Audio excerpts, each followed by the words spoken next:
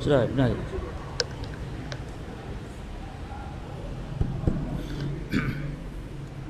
Assalamualaikum warahmatullahi wabarakatuh.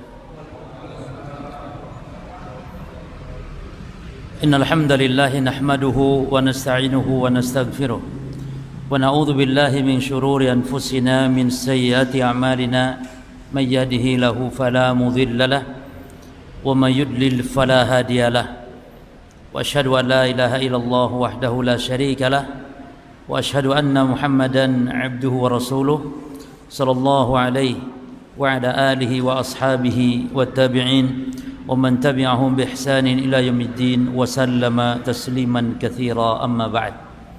Ikhwani fid din wa akhwati fillah rahimani wa rahimakumullah. Kita melanjutkan kaidah-kaidah di dalam tauhid ibadah atau tauhid uluhiyah. Di malam ini kita masuk ke kaidah yang ke al-qaidatu at-tasi'atu wal ishrun, kaidah yang ke 29. Berkata muallif hafizahullah, la yujibul khulud al-abadiyya wa hubut al-a'mal wal baghdha wal bara'a al-mutlaqa illa al-kufru wasyirkul akbar. Illa al-kufru wasyirkul akbar. Kaidah ini mengatakan tidak mengharuskan seseorang itu harus kekal abadi di dalam neraka, tidak mengharuskan batalnya seluruh amalan, tidak mengharuskan al-baghdha wal bara' al-mutlaq, tidak mengharuskan pula harus membenci dan berlepas diri secara mutlak, tidak mengharuskan kekal di neraka. Yang kedua, tidak mengharuskan apa? Tidak mengharuskan batal seluruh amalan.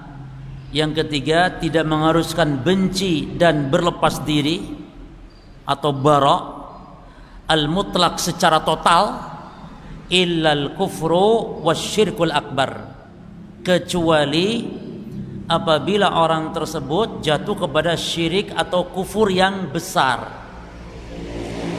Berarti kalau ada orang Islam dia jatuh kepada kufur dan syirik kecil, maka kita katakan tidak kekal kalaupun harus masuk neraka. Maka kita katakan tidak membatalkan seluruh amalan, dan kita katakan tidak boleh benci total. Ada cintanya di situ. Makanya jemaah sekalian, manusia dalam urusan cinta dan benci itu ada 3 golongan ya. Yang pertama harus kita benci total, yaitu orang kafir. Orang kafir. Yang kedua, kita cinta secara total, yaitu orang yang beriman, orang-orang saleh, para nabi, para rasul, orang-orang beriman. Nah, yang ketiga, di satu sisi benci, tapi di sisi lain juga cinta. Ya. Maka kalau ada pertanyaan apa bisa dicampur cinta dan benci, ada. Itu siapa? Orang Islam yang berbuat maksiat. Kita cinta karena keimanan keislamannya dia kepada Allah, dan kita benci karena kemaksiatan dia kepada Allah. Ya. Maka kaidah ini jelas para jemaah. Jadi tidak mengharuskan kekal di neraka, tidak mengharuskan benci total, tidak mengharuskan batal seluruh amalan secara total, kecuali kalau itu kufur dan syiriknya besar. Berarti kalau syirik kecil tidak berkonsekuensi demikian. Dan disepakati oleh para ulama bahwa dosa kesyirikan di surah An-Nisa ayat 48, dosa kesyirikan itu dosa yang tidak diampuni oleh Allah Subhanahu wa taala. Dan artinya kalau ada orang berbuat syirik lalu belum tobat, terbawa mati dosa syirik tersebut, maka Allah tidak akan berikan ampunan, Allah tidak berikan rahmat, dan kalau masuk neraka dia akan selama-lamanya tidak akan keluar lagi dari neraka. Waliyadzubillah. Dia akan bersama dengan Abu Jahal, dengan Abu Lahab. Padahal Abu Jahal dan Abu Lahab itu tidak pernah mengucap syahadat. Abu Lahab tidak pernah mengucap syahadat, walaupun mereka suka sholat, walaupun mereka suka doa kepada Allah tapi tidak pernah syahadat, jadi tidak disebut orang Islam. Tapi kenapa orang Islam yang sudah Islam, sudah syahadat, sudah sholat, sudah haji tiap tahun, umroh tiap bulan, kenapa harus sama dengan Abu Jahal ketika dia berbuat syirik kepada Allah? Karena batal syahadatnya, batal haji umrohnya, batal sholatnya, batal zakatnya, batal seluruh amal ibadahnya dari mulai akil balik sampai dia melakukan kesyirikan tersebut. Jadi jangan ada yang mengatakan, loh kok bisa disamakan Abu Jahal dengan orang Islam? Ya, karena para jamaah walaupun dia muslim namun dia melakukan pembatal Islam, melakukan kesyirikan dengan syirik besar yang Allah tidak akan ampuni. Allah haramkan surga, Allah kekalkan di neraka, dan Allah haramkan syafaat siapapun, termasuk syafaat Nabi Muhammad sekalipun. Jadi syafaat Nabi Muhammad itu diharamkan kepada orang yang mati berbuat kesyirikan dan belum taubat. Demikian pula wasiat Nabi Isa, Allah sebutkan di dalam Al-Quran, ya, bahwa orang yang berbuat syirik Allah akan kekalkan, haramkan dia di dalam Allah kekalkan dalam neraka, Allah haramkan surga. Kemudian ada satu hadis para jemaah. Hadis ini menjelaskan dan menguatkan bahwa dosa syirik tidak diampuni oleh Allah. Nabi SAW mengatakan, ad-dawawinu indallah salasah. Pengadilan itu di sisi Allah ada 3. Dawawin itu yakni pengadilan Allah di akhirat, buku catatan manusia di akhirat itu ada 3 golongan. Yang pertama, diwanun la ya'ba'ullahu bihi syai'an. Yang pertama, buku catatan pengadilan yang Allah tidak pedulikan. Ya, Allah enggak peduli. Yang kedua, wa diwanun la yatrukullahu minhu syai'a. Dewan, buku catatan pengadilan yang Allah tidak tinggalkan. Ini mau nggak mau harus ditegakkan. Kalau yang satu tadi apa? Allah nggak peduli. Allah nggak pedulikan. Yani dimaafkan maknanya, nggak diperdulikan oleh Allah. Ini nggak peduli sudah. Allah maafkan sudah. Nah, ada yang dewan itu buku catatan amal, catatan dosa yang Allah Subhanahu wa taala tidak tinggalkan, harus ditegakkan. Ya. Dan yang ketiga jemaah, ada diwan pengadilan yang la yaghfirullah, yang Allah tidak ampuni. Ada 3 ya. Yang pertama, Allah tidak pedulikan, maknanya dimaafkan oleh Allah. Yang kedua, tidak dibiarkan, yani mau nggak mau harus ditegakkan. Dan yang ketiga, Allah tidak ampuni sama sekali. Ada 3. Nah, mana yang pertama? Amma diwanul ladzi la ya'ba'ullahu bihi syai'an fa dzulmul 'abdi li nafsihi. Adapun pengadilan Allah yang Allah biarkan, yang Allah enggak pedulikan, maksudnya yang Allah maafkan adalah kedzaliman hamba terhadap dirinya sendiri. Kedzaliman hamba terhadap dirinya sendiri, yang maksiat hamba kepada Allah. Maksiat hamba kepada Allah. Seperti apa kata Nabi disebutkan di sini? Min saumin yaumin tarkahu, puasa yang ditinggalkan barangkali, au salatin tarkaha, atau salat yang ditinggalkan, atau minum khamr, atau berzina. Itu pengadilan Allah yang Allah enggak pedulikan. Yani bisa Allah maafkan. Allah enggak peduli, Allah maafkan, enggak masalah. Berzina enggak masalah, Allah maafkan. La ya'bahullah. Mungkin orang enggak salat karena malas, enggak masalah. Menurut jumhur enggak masalah. Tidak kafir ya nih. Kalau menurut mazhab Hambali kafir jemaah. Tidak sholat sekali saja kafir, walaupun karena malas. Mungkin tidak puasa. Intinya dosa hamba terhadap dirinya, dolimnya hamba terhadap dirinya, maka itu adalah pengadilan dewan yang Allah enggak pedulikan. Yang kedua, yakni kata Nabi, fa innallaha yaghfiru dzalika wa yatajawwaju in syaa'a. Perhatikan kata Nabi, yang pertama tadi itu Allah ampuni, Allah maafkan, namun bagi siapa yang Allah kehendaki. Tetap jangan menganggap remeh. Tenang saja, Allah ampuni, iya, tapi bagi siapa yang Allah kehendaki. Jelas ya jemaah? Dan ini sesuai dengan ayat tadi di surah An-Nisa tadi. Innallaha la yaghfiru an yushraka bihi wa yaghfiru ma duna dzalika liman yasha. Sesungguhnya Allah tidak mengampuni dosa syirik, dan Allah mengampuni dosa di bawah, bukan selain syirik, di bawah kesyirikan bagi siapa yang Allah kehendaki. Yang kedua jemaah, wa amma diwanul ladzi la yatrukullahu minha syai'an, adapun pengadilan Allah kelak yang tidak mau tidak harus ditegakkan, Allah tidak tinggalkan, apa itu? Fadzulmul ibadi ba'dihim ba'dha, maka kedoliman hamba satu sama lain, sesama mereka. Maka kemarin pada pembahasan yang lalu saya bahas di sini, dolim, kedoliman ada 3 macam ya. Dolim seseorang kepada Allah dengan berbuat syirik. Yang kedua, dolim seseorang terhadap diri sendiri dengan berbuat maksiat. Dan yang ketiga, dolim seorang kepada orang lain. Nah, inilah hadis yang menjelaskannya, merincinya. Lalu kata Nabi, al-qasasu la mahalata, maka harus ditegakkan qisas, tidak mau tidak jemaah. Jadi orang yang berbuat dolim kepada sesama Bani Adam, sesama makhluk, ditegakkan qisas. Bahkan demi keadilan Allah Subhanahu wa taala, qisas ini akan ditegakkan hatta sesama binatang yang mereka satu sama lain berbuat kedoliman. Kambing yang bertanduk, ketika menanduk kambing yang tidak ada tanduknya, ini zalim, maka Allah akan tegakkan keadilan di hari kiamat. Walaupun binatang enaknya apa? Makanya orang kafir di saat itu ingin seperti binatang. Kalau binatang setelah diadili oleh Allah, maka Allah berfirman kepada mereka, kunu turaban, jadilah kalian tanah. Jadi kalau binatang tidak masuk surga, tidak masuk neraka jemaah, tapi keadilan harus ditegakkan. Sehingga orang kafir mengatakan, wa yaqulul kafiru ya laitani kuntu turaba.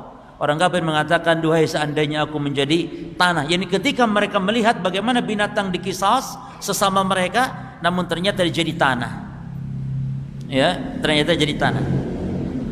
Yang ketiga jemaah, yang ketiga, diwanun la yaghfiruhu Allah. Apa itu?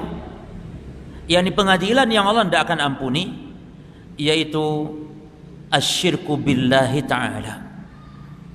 Yani dosa kesyirikan hamba kepada Allah tidak akan diampuni oleh Allah Subhanahu wa taala. Makanya jemaah sekalian, wajib takut kita kepada kesyirikan ini, sampai-sampai Nabi wasiatkan.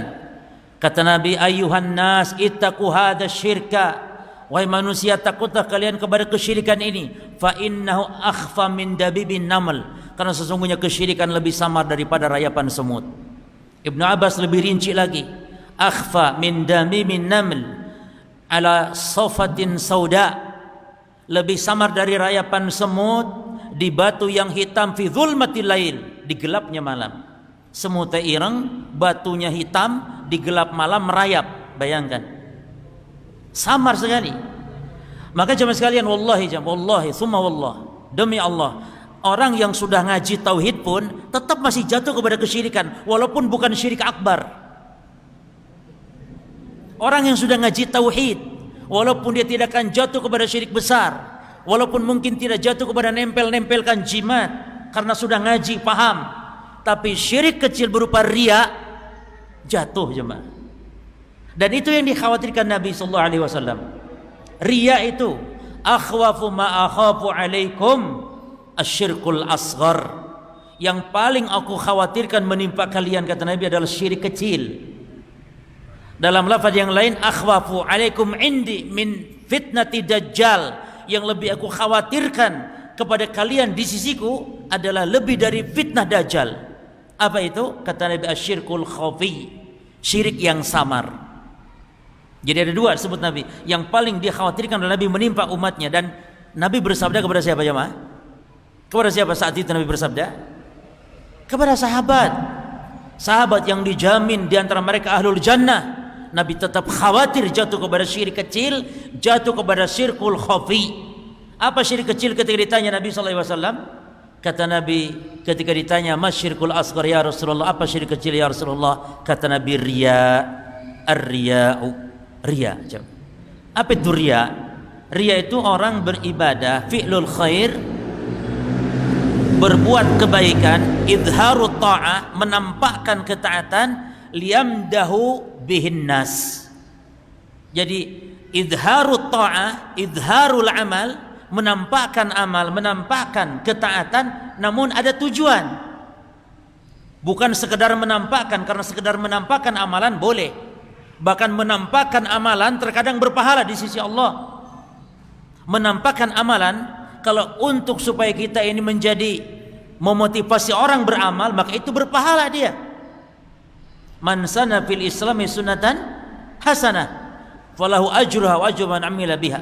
Siapa yang memberi contoh di dalam kebaikan, di dalam Islam, maka baginya pahala dan pahala orang yang mengikutinya. Jadi menampakkan amal agar diteladani, diikuti, justru itu pahala.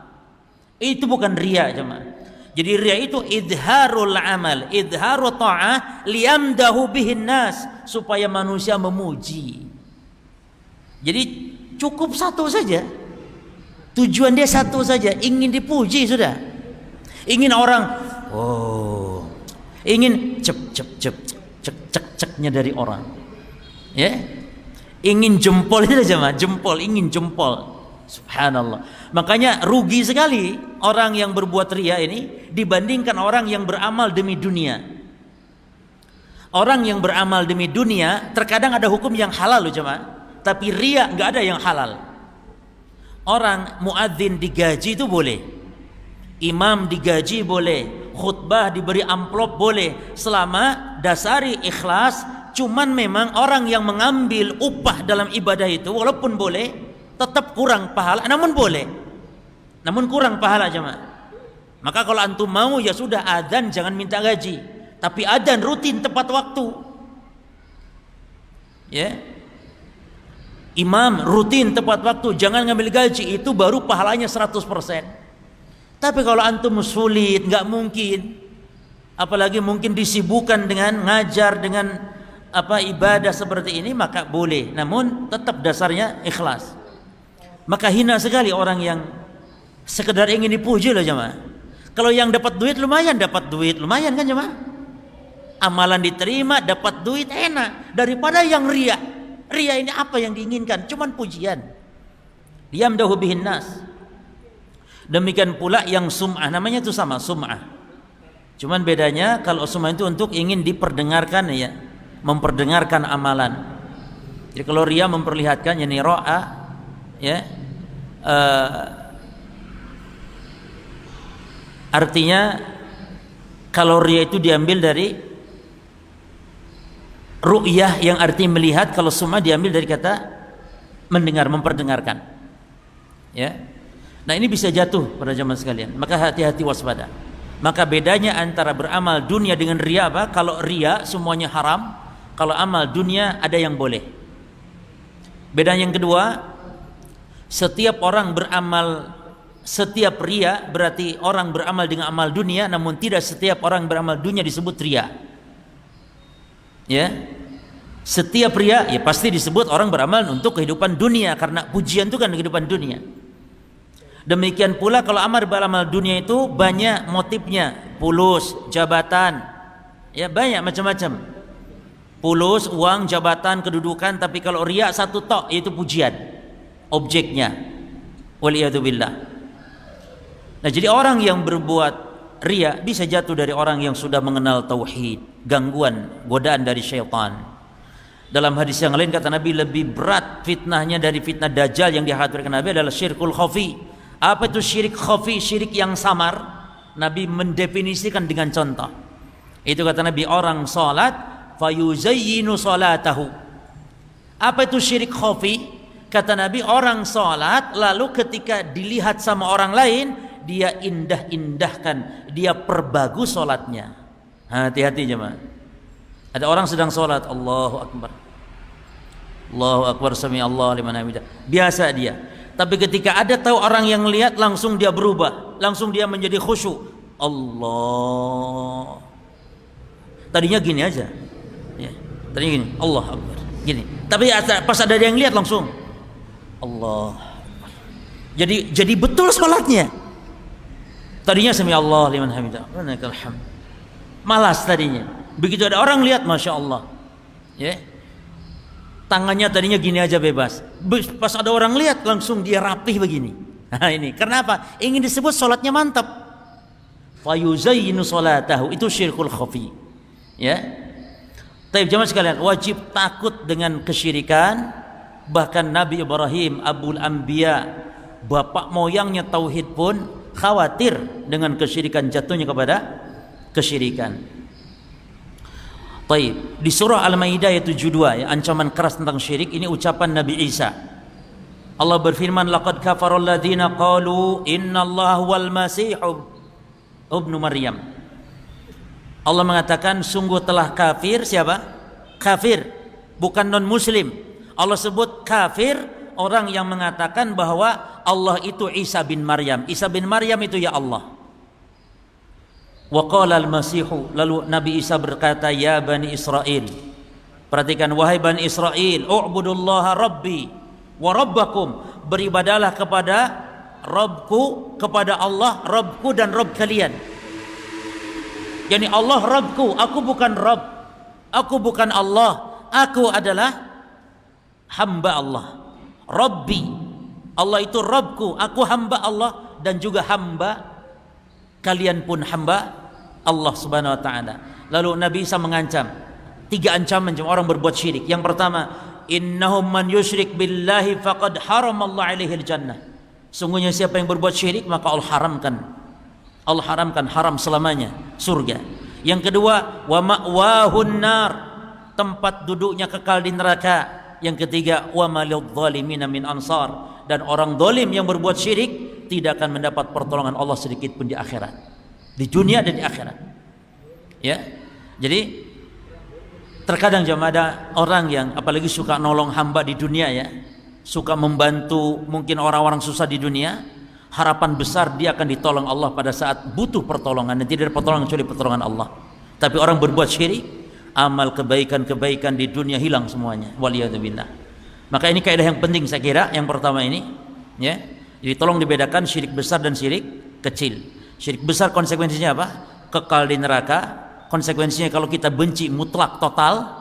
Adapun syirik kecil maka tidak kekal di neraka. Syirik kecil tidak membatalkan seluruh amalan, dan syirik kecil tidak boleh kita untuk membenci, berlepas diri secara total. Tapi kita cinta, karena mereka syirik kecil tidak mengeluarkan dari Islam. Nanti akan kita baca apa contoh-contoh dari syirik kecil. Lalu al-qaidah salasun, kaidah yang 30. Kaidah berikutnya. Nah, ini sekarang kaidah ini penting, saya akan perpanjang pembahasan ini, yaitu ini adalah kaidah yang menjelaskan kepada kita apa definisi syirik kecil. Apa definisi syirik kecil, jemaah? Sesuatu disebut syirik dari perbuatan atau perkataan disebut syirik kecil jika memenuhi 2 sifat ini, nanti akan disebutkan oleh mu'allif. Kita baca dulu kaidahnya. Kullu ma kana wasilatan lisyirkil akbar wa wasafahu syari'u bi annahu syirkun fa asgharu, ay annahu syirkun asghar. Terjemahannya, setiap makana wasilah, setiap semua perantara, semua atau setiap perantara li syirkil akbar, yang menghantarkan kepada syirik besar. Setiap perkara yang menghantarkan kepada syirik besar, setiap perkara atau perantara yang menghantarkan kepada syirik besar. Yang kedua, wa wasafahu syari bi annahu syirkun, namun agama Al-Quran misalnya atau hadis, agama Allah atau Rasul mensifatinya, menamakannya syirik, menamakannya syirik, maka itu artinya syirik kecil. Artinya syirik itu adalah hukumnya syirik kecil. Berarti syirik kecil harus terpenuhi 2 sifat, jemaah. Sifat yang pertama, harus dinamai perkataan atau perbuatan itu syirik, dinamakan dulu syirik oleh agama, ya. Nah, penamaan ini saja tidak cukup. Harus sifat yang kedua,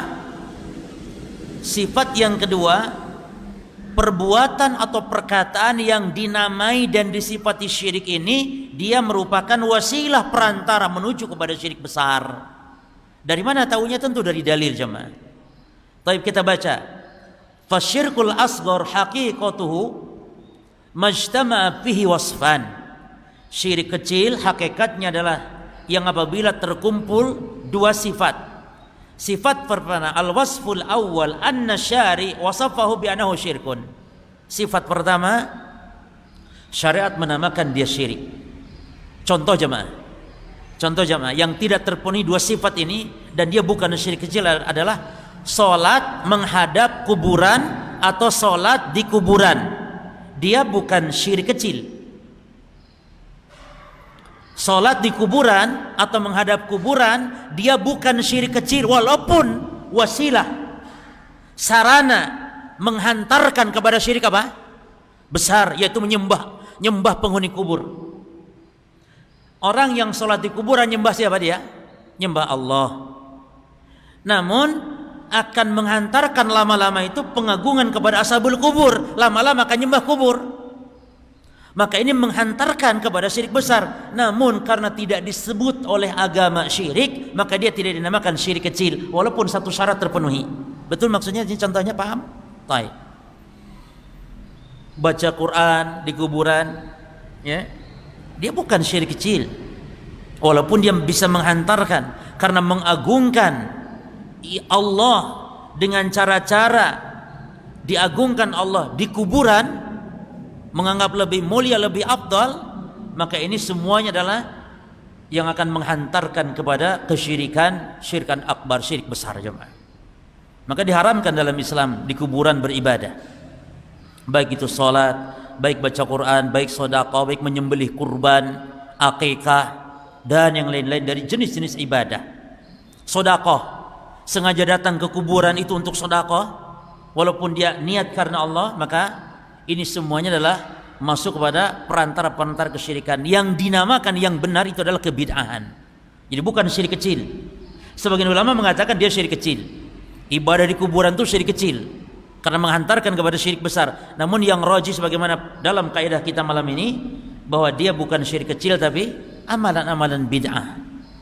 Karena menetapkan tempat-tempat ibadah yang tidak ditetapkan oleh Allah dan Rasulnya. Salatnya disyariatkan, ya. Baca Qur'annya disyariatkan, sedekahnya disyariatkan, namun penetapan tempat dan menganggap lebih afdal. Apa ada jamaah, ada orang yang sengaja sholat di kuburan tertentu menganggap tidak lebih afdal sholat itu? Apa ada yang seperti itu? Mustahil. Dia sengaja datang ke kuburan itu dan sengaja untuk sholat 2 rakaat di situ, walaupun sekedar sholat duha, karena dia meyakini agungnya tempat tersebut, sehingga meyakini afdalnya ibadah tersebut di tempat yang dia anggap agung. Makanya jemaah sekalian, tidak ada kuburan agung di muka bumi, hatta termasuk kubur para nabi dan rasul sekalipun. Apa dasarnya tidak ada kuburan yang agung? Karena kalau kuburan para nabi dan rasul disembah, maka tetap oleh syariat disebut berhala. Walaupun kuburan rasul ketika disembah, kuburan itu disebut berhala. Tapi ketika Rasul disembah, maka Rasul itu tidak disebut berhala atau tidak disebut tauhid. Jadi bedakan antara orangnya dengan kuburannya. Kuburannya tidak ada yang agung di muka bumi ini, hatta termasuk kuburan para nabi dan rasul. Walaupun di situ terpendam jasad mereka, walaupun dipendam jasadnya tidak akan hancur, namun kuburan tempat sebagai tempat yang diagungkan, dimuliakan untuk beribadah di dalamnya, maka ini tidak ada dalam Islam. Maka Nabi doanya apa? Allahumma la taj'al qabri wathanan yu'bad. Ya Allah, jangan kau jadikan kuburanku berhala yang disembah. Imam Ibnu Qayyim mengatakan doa Nabi Muhammad ini diijabah oleh Allah. Diijabah. Tidak ada manusia yang nyembah kuburan Nabi Muhammad, yang beribadah di kuburan Nabi Muhammad. Walaupun manusia sekarang solat menghadap kuburan Nabi Muhammad, tapi tetap terjaga, terpelihara, tidak langsung menghadap kubur para jamaah. Karena kuburan Nabi itu telah dibangun 3 tembok besar, yakni 3 lapis dinding besar tembok. Jadi seorang yang sholat di Masjid Nabawi, walaupun di hadapannya kubur Nabi, dia tidak sholat menghadap kubur tersebut karena dilapisi dengan 3 tembok dinding yang besar, yang tebal jemaah. Dan sekarang kita tidak saksikan ada orang tawaf di kuburan Nabi. Kita tidak saksikan ada orang yang doa meminta kepada Nabi, sholat menghadap kepada kuburan Nabi langsung, tidak ada. Ini menunjukkan diijabahnya doa Nabi sallallahu alaihi wasallam. Tapi yang nyembah Nabi Muhammad banyak. Yang nyembah kuburannya diijabah oleh Allah. Nabi Muhammad tidak disembah kuburannya. Tapi kalau yang nyembah Nabi Muhammadnya ada enggak? Banyak. Banyak. Bahkan di antara pujian kepada Nabi Muhammad apa? Dan itu bentuk-bentuk pengagungan yang melebihi pengagungan kepada Allah. Apa katanya? Seperti misalnya,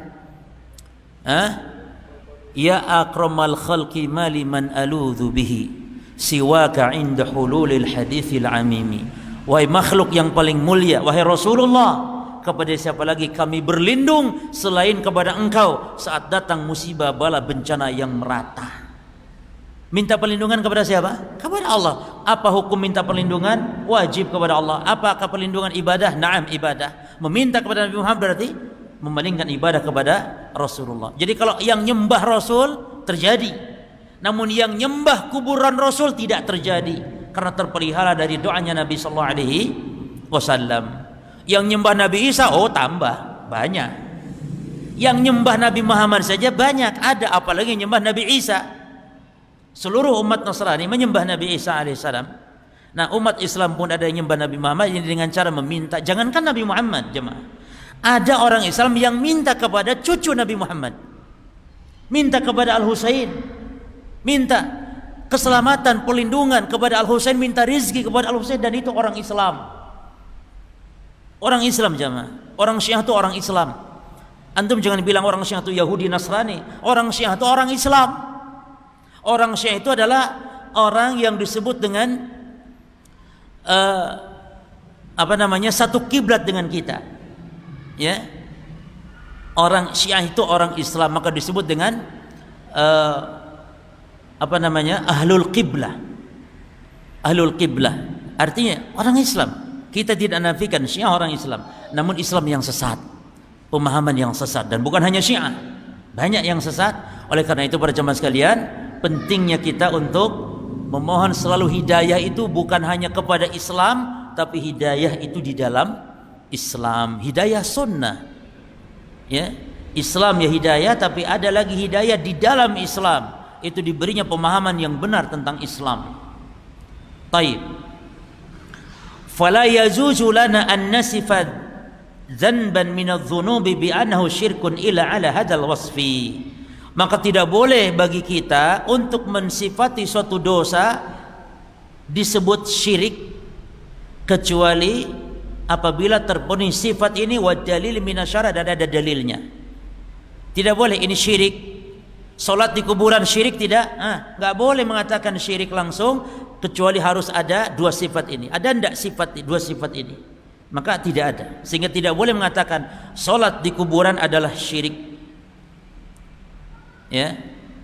Tapi kalau bersumpah dengan nama selain Allah baru namakan syirik. Kata Nabi, man halafa bighairillahi faqad asyrak atau kafar.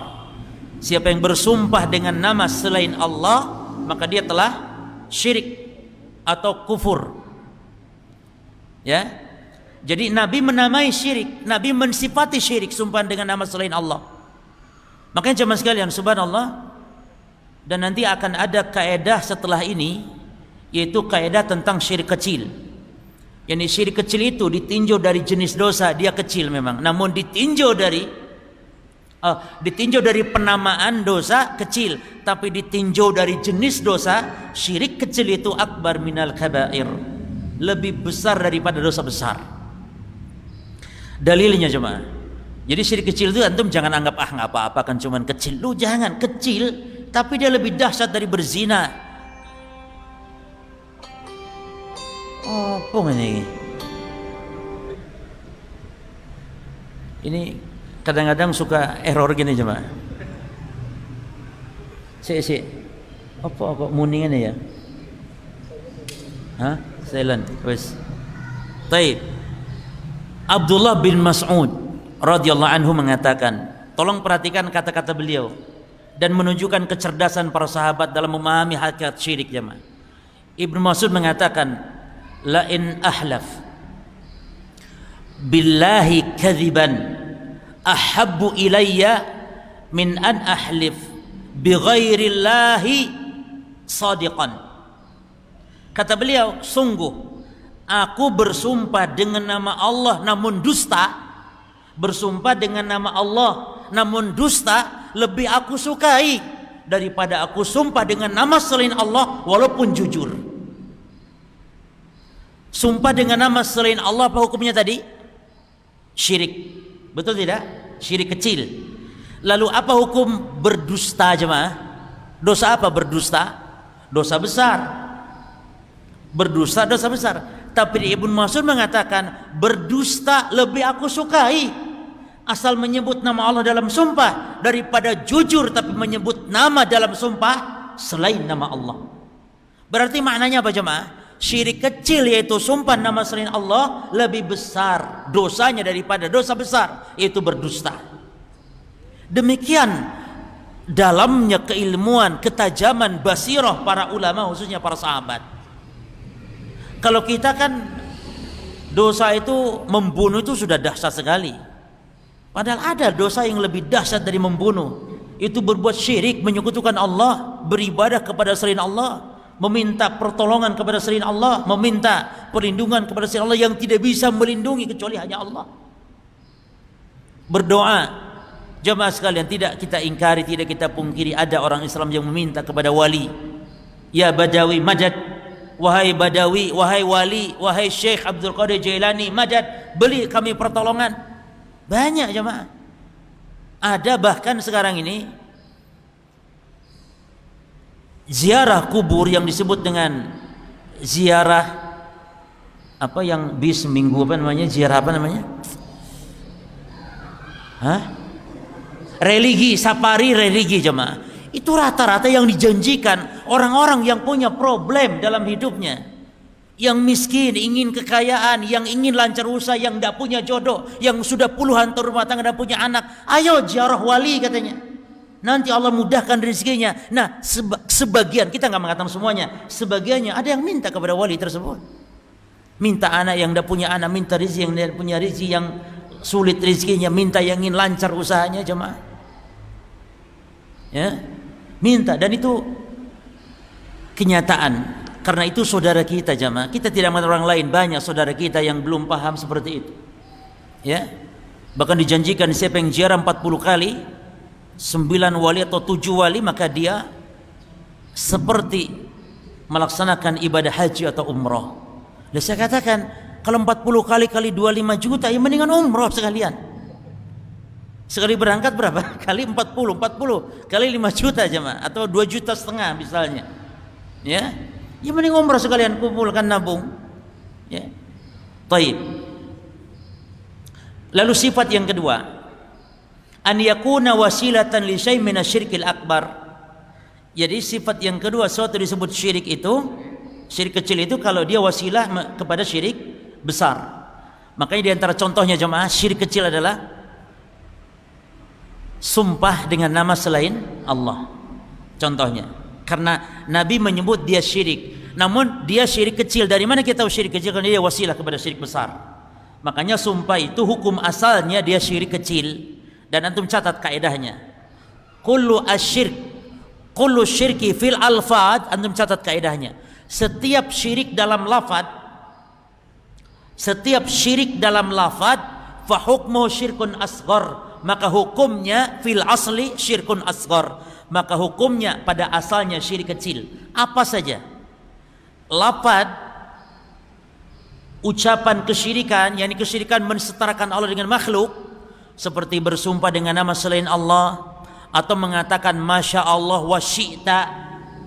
Ini kan lafad semua, mensejajarkan Allah dengan makhluk dalam lafad, dalam ucapan. Ini pada asalnya syirik apa?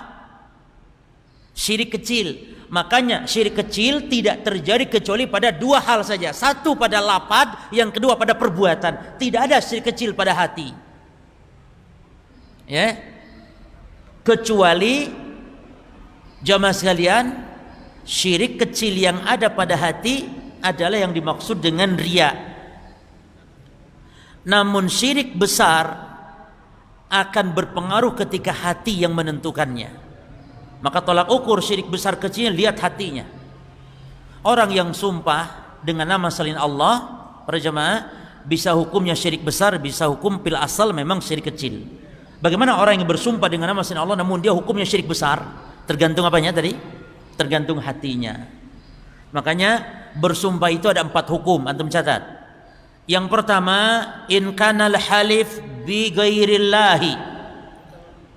Apabila sumpah dengan nama selain Allah, wa ya'taqid fi qalbihi at-ta'zim, dan meyakini dalam hatinya ada pengagungan, au ya'taqid bi jawazihi, atau meyakini bolehnya, halalnya, bolehnya sumpah dengan nama selain Allah, fahuwa syirkun akbar. Maka orang seperti ini yang bersumpah dengan nama selain Allah ini hukumnya syirik besar.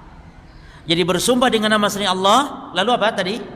Meyakini dalam hatinya pengagungan yang dia agungkan tadi selain Allah, atau meyakini bolehnya, halalnya, maka syirik besar hukumnya.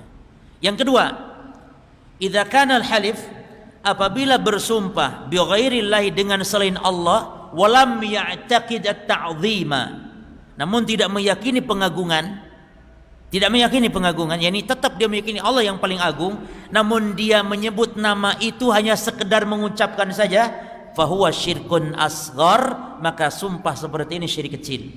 Kan banyak di lisan kaum muslimin mengatakan demi Allah, demi Rasulullah, itu hukum asal syirik kecil jemaah. Tapi kalau dia meyakini Rasul lebih agung daripada Allah, syirik apa? Besar. Waliyadzubillah. Makanya jangan anggap remeh, haram hukumnya. Setiap syirik pasti haram walaupun kecil, tapi tidak setiap yang haram harus hukumnya syirik. Itu kaidah. Setiap syirik pasti haram, tapi tidak setiap yang haram itu syirik. Mencuri haram tidak? Haram tidak? Haram. Apakah syirik? Tidak. Ya. Tapi syirik, riya haram tidak? Riya haram. Bersumpah dengan selain Allah haram. Apakah syirik dia? Nah. Maka setiap syirik adalah haram. Yang ketiga, idza kana al-halif billahi, apabila sumpah dengan nyebut nama Allah, walakin ma'al kadzib, namun demi berdusta. Dan bisa jadi dua hal jemaah ya. Bisa jadi dusta ini ketika mungkin ketika perdebatan di pengadilan. Orang untuk apa? Untuk merampas hak orang lain dengan dia bersumpah walaupun dusta, sumpah palsu, tapi menyebut nama Allah. Fahadha laysat bisyirki, ini bukan syirik. Karena dia menyebut nama Allah namun dusta dia. Dusta. Atau mungkin dituduh dia betul mencuri namun dia mengatakan tidak, demi Allah, padahal dia betul mencuri. Nah ini dusta, ini tidak syirik, ini muharram, ini sumpah yang hukumnya haram. Ya. Ada orang yang begini banyak. Kalau sumpah dengan nama Allah enggak takut dia walaupun bohong. Tapi ketika sumpah dengan menyebut nama Syekh Abdul Qadir Jailani, tidak berani, takut kewalat jemaah. Makanya ada hakim yang pintar hakimnya. Ini orang memang kuburiyun. Maka hakim caranya, ayo kamu sumpah. Siapa hakim? Jangan nama Allah sumpahnya, sebut nama Syekh Abdul Qadir Jailani. Langsung jemaah, pucat, langsung ngaku jemaah. Iya, saya pencurinya. Padahal tadinya berani dia untuk berdusta karena menyebut nama Allah. Tapi ketika menyebut demi Syekh Abdul Qadir Jailani, takut dia. Takut apa? Takut kewalat dia. Tapi kalau sama Allah enggak takut kewalat. Padahal justru yang bisa mendatangkan kewalat hanya Allah. Ya. Azan apa? Hah? Fadal.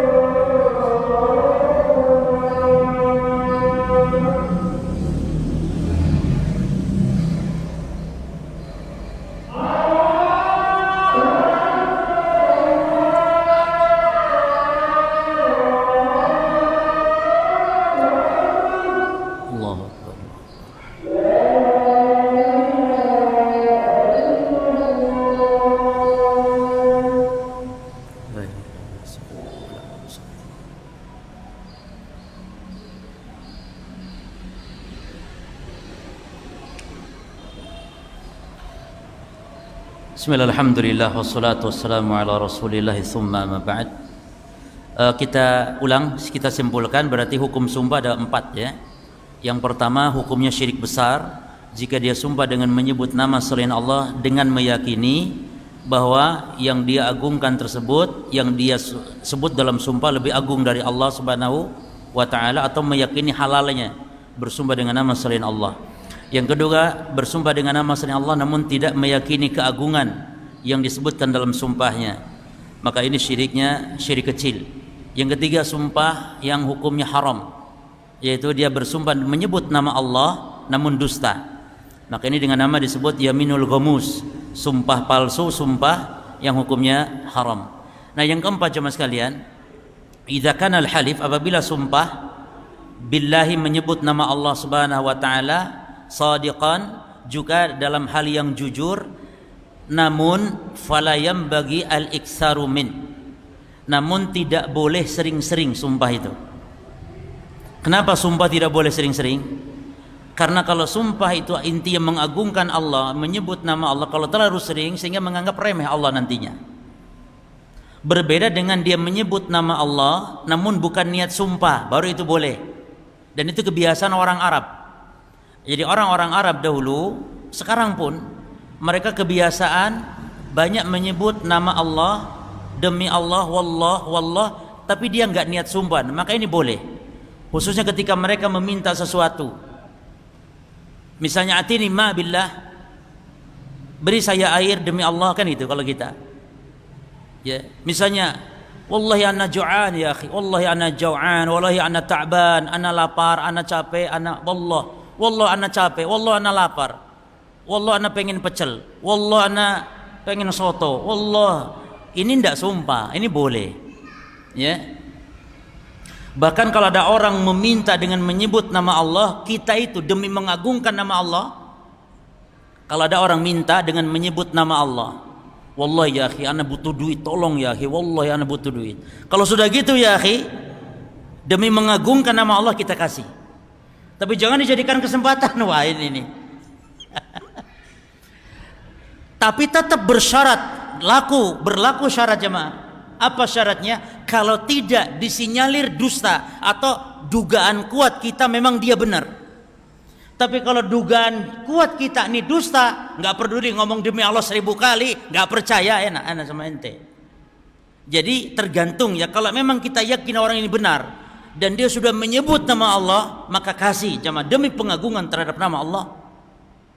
Maka ada bab dalam kitab tauhid, bab maja man lam yakna bil halfi billah, bab tentang orang yang tidak merasa puas dengan disumpahkan padanya menyebut nama Allah.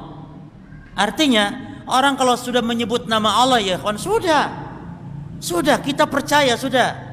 Dan kalau orang meminta dengan menyebut nama Allah, sudah kita agungkan nama Allah.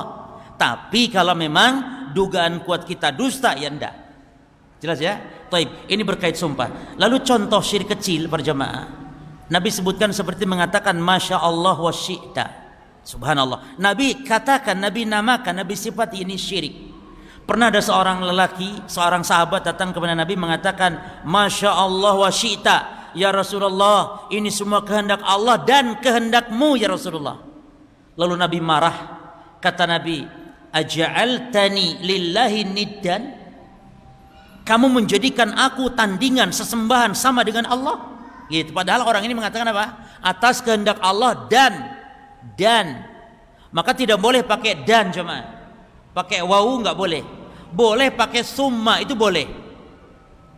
Karena kalau dan itu ada konsekuensi mensejajarkan kalau dan. Tapi kalau kemudian pakai kata summa baru boleh. Atas kehendak Allah kemudian kehendak kamu. Atas bantuan Allah kemudian bantuan kamu, hukumnya boleh namun tidak afdal. Maka tentang penisbatan masyiah kehendak itu ada 2 tingkatan. Tingkatan yang pertama afdal wal ahsan, yang paling afdal, yang paling baik ya apa? Yang mengatakan al masyiah lillahi ta'ala wahdah. Ini mengatakan masya Allah wahdah, atas kehendak Allah semata. Atas kehendak Allah semata. Yang kedua boleh hukumnya. Apa itu? Mengatakan atas kehendak Allah kemudian kehendak kamu. Dan yang ketiga haram, syirik kecil, itu mengatakan atas kehendak Allah dan kehendak kamu, syirik kecil. Dan bisa syirik besar kalau meyakini dia itu betul-betul bisa menjadi sebab secara tersendiri, bukan campur tangan Allah, maka ini syirik besar. Berarti ada yang syirik kecil, ada yang syirik besar. Kalau syirik kecil itu hukum asalnya, tapi bisa berubah syirik besar tergantung apanya? Keyakinannya para jamaah ya. Maka ini mungkin diantara poin, syirik kecil adalah syirik yang apabila terpenuhi dua sifat. Apa sifat pertama? Dinamakan syirik oleh agama. Yang kedua sebagai perantara menuju kepada syirik besar. InsyaAllah kita lanjut kepada kaidah berikutnya. Kaidah yang penting yang saya katakan tadi, yaitu al-kufru, kaidah tentang perbedaan antara kufur besar dan kufur kecil. Lalu setelah itu nanti ada kaidah tentang syirik kecil insyaallah taala. Hada wallahu taala alam, wassalamu ala nabiyina Muhammadin, summa assalamu alaikum warahmatullahi wabarakatuh.